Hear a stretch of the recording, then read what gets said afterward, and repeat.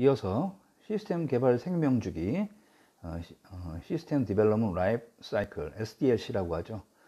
여기서 우리가 시스템은 때로는 소프트웨어를 말하기도 합니다. 자, 이런 소프트웨어를 개발하거나 시스템을 개발할 때 이 생명주기 또는 수명주기라고 하는 라이프 사이클이 있는데요. 우리가 이제 보통 두 가지 방식으로 이 라이프 사이클을 정의를 해요. 그 첫 번째는 여러분들 그림 왼쪽에 보이시는 이런 단계입니다. 시스템에 대한 인베스티게이션, 사전 조사를 좀 하고요. 이제 이게 어떤 기획 단계죠, 플랜. 그 다음에 여기서 이걸 바탕으로 시스템 요구사항에 대한 분석을 합니다. 그 다음에 이 분석을 가지고 디자인을 하고, 이 디자인이 잘 되도록 검토를 잘 하면서 이제 임플리멘테이션, 구현을 하죠. 개발을 합니다. 개발이 끝나면 어떤 다양한 고객의 요구사항이 잘 반영됐는지 시스템 테스트를 하고요. 그 다음에 이것을 이제 유즈 또는 유시지 하면서 시스템에 대한 메인터넌스 과정으로 넘어가는 거예요. 이렇게 이제 말씀을 드릴 수가 있겠고요. 일반적인 시스템 개발 절차를 보면 오른쪽에 그림에 나타내 드렸죠. 먼저 이제 프리리미너리 인베스티게이션에서 예비 조사를 합니다. 예비 조사하고 그 다음에 이제 입력에 대한 분석과 그 다음에 요구 분석, 요구 정의 이런 것들을 하는 단계를 들어가요. 이게 이제 아날리시스예요, 그죠? 그 다음에 이제 이런 것을 바탕으로 잘 검증하고 정의를 내려서 시스템 설계에 들어가고요. 그 다음 과정에서는 이제 프로그램을 설계하고 이 설계된 프로그래밍에 따라서 프로그래밍을 합니다. 프로그램하고 이제 그 프로그램이 작성, 개발이 완료되면 이것을 이제 알파 테스트, 베타 테스트를 하고 오류가 있는지 없는지 디버깅하고 이렇게 해서 이런 버그나 이런 것들을 잡은 다음에 최종적인 그런 소프트웨어로 이렇게 개발이 끝나게 되는 이런 과정을 가지고 있습니다.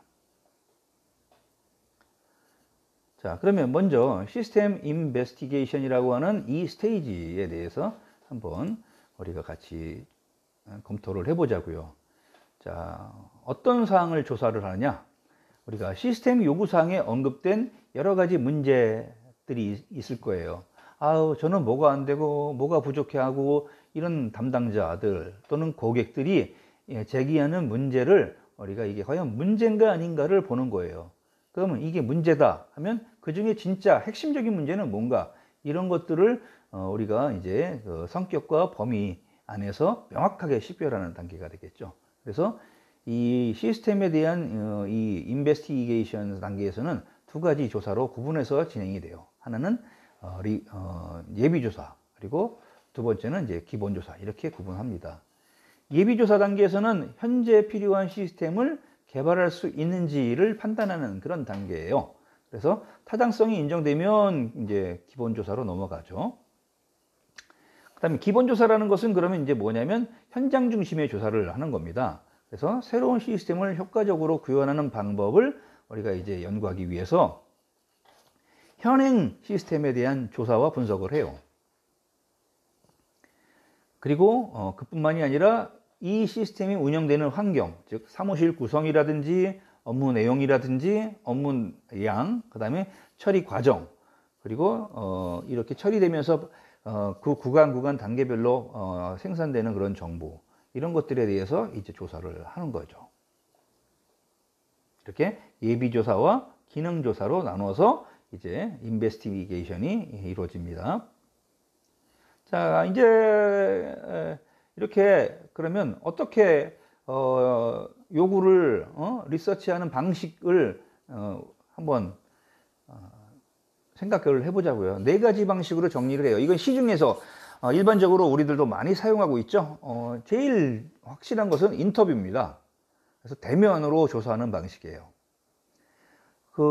이제 이런 설문조사원이 고객을 1대1로 면접을 하거나 아니면 그룹 면접을 하죠. 이때 그냥 가는 게 아니라 뭘 물어볼지 그리고 뭘 들을지에 대한 그런 사전 자료를 준비를 해서 가져가죠.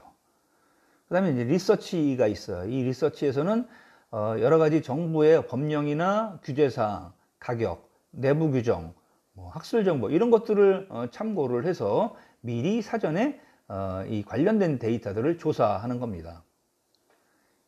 세 번째는 이제 관찰하고 이런 관찰 조사를 하는 거죠. 그래서 현장에서 작업 프로세스 또는 성과를 확인하면서 조사하는 방식이에요.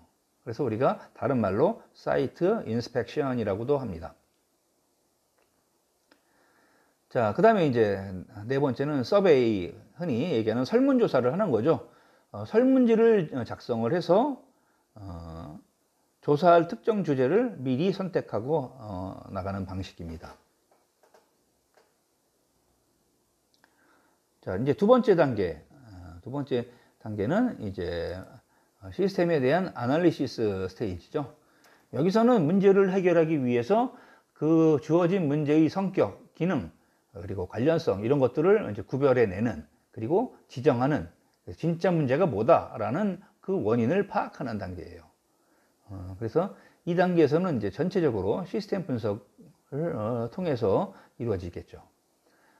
세부적으로는요, 기업 환경을 조사하고 분석을 해서 내외 환경 변화에 유연한 시스템으로 개발하고자 합니다. 그 어떤 내적 환경과 외적 환경이 이제 다른 환경들이 있어요. 그래서 그걸 무시 못하는 경우가 많이 생깁니다. 그래서 그런 것에 대한 동향, 트렌드 이런 것들을 이제 미리 분석을 해서 이 시스템을 개발할 때 충분히 검토하고 반영을 하는 것이 좋겠죠. 그리고 기업이 요구하는 기능이나 활동 같은 것을 조사하고 분석을 하는 거예요. 이런 기능 분석을 위해서 여러 가지 다양한 도구들을 사용해서 모델링합니다. 자, 그 다음에 이제 이런 이 시스템을 분석하는 전문가를 우리가 시스템 아날리시스트라고 하죠. 시스템 분석가. 이런 시스템 분석가의 역할이 굉장히 중요해요. 그렇기 때문에 여러 가지 기본적인 갖춰야 할 역량들이 몇 가지가 있어요. 여기 정리해드린 이 내용들을 다 갖추고 있으면 아주 이상적이겠지만 대부분을 갖출 수 있도록 노력을 해야 되겠죠. 그래서 항상 새로운 관점을 유지할 수 있는 그런 창의력, 그리고 시간 할당 및 계획 같은 것을 신속하게 식별할 수 있는 능력, 컴퓨터나 소프트웨어를 잘 사용할 수 있는 능력, 그리고 거시적인 관점에서 세부 요소를 관찰할 수 있는 능력이죠. 미시, 아주 좁게 보는 게 아니라 아주 넓은 관점에서도 이 한 가지 주제에 대한 깊이 있는 그 통찰력을 가질 수 있느냐 하는 것을 물어보는 거예요. 그리고 사용자나 개발 요청자의 환경을 이해할 수 있어야 됩니다. 그리고 마지막으로 의사소통 능력이 아주 필요합니다. 왜냐하면 사내에서도 다양한 사람들, 다양한 부서의 사람들과 소통해야 하고, 또 사회에서도 이런 고객이나 아니면 관계자들, 유관자들하고 소통을 해야 되기 때문에 그래요. 자, 그렇다면 우리가 시스템을 설계할 때 시스템 분석가가 충족해야 하는 조건은 무엇이 있는가를 한번 살펴보려고 하는 겁니다. 자, 회사의 목적, 어떤 사명 같은 게 있었죠? 또 회사가 제기하는 문제점, 이런 것들을 정확하게 이해하고 분석할 필요가 있습니다. 회사의 상황을 분석할 수 있어야 돼요. 회사가 어떤 상황에 빠져 있는지, 이것이 이 시스템 개발을 통해서 획기적으로 회사가 어떤 위기에서 모면될 수 있는지, 뭐 이런 것들도 다 여기서 검토돼야 하죠. 시스템 기능 분석하고 그 다음에 시스템의 기본 설계가 가능해야 하고요. 그 다음에 시스템 운영, 관리 이런 기술도 이 시스템 분석가는 갖추고 있어야 합니다.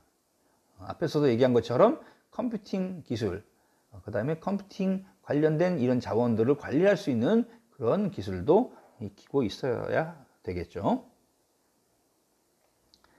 자, 우리가 이제 시스템을 설계할 때 이제 이런 기본 설계와 그다음에 상세 설계라는 것으로 나눠서 시스템 설계를 해요.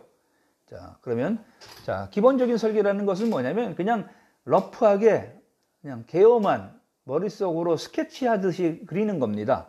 그래서 시스템 앞에서 조사했던 조사나 기능 분석을 참고해서 새로운 시스템의 개요를 만들고 거기에 채택할 수 있는, 적용시킬 수 있는 그런 하드웨어는 어떤 것들이 있는지, 또 어느 정도의 범위에서 개발이 가능한지, 타이밍, 이런 것들을 고려해서 가장 기본적인 그런 것을 설계합니다. 이때 베이직 디자인 한 내용이 끝까지 가지는 않아요.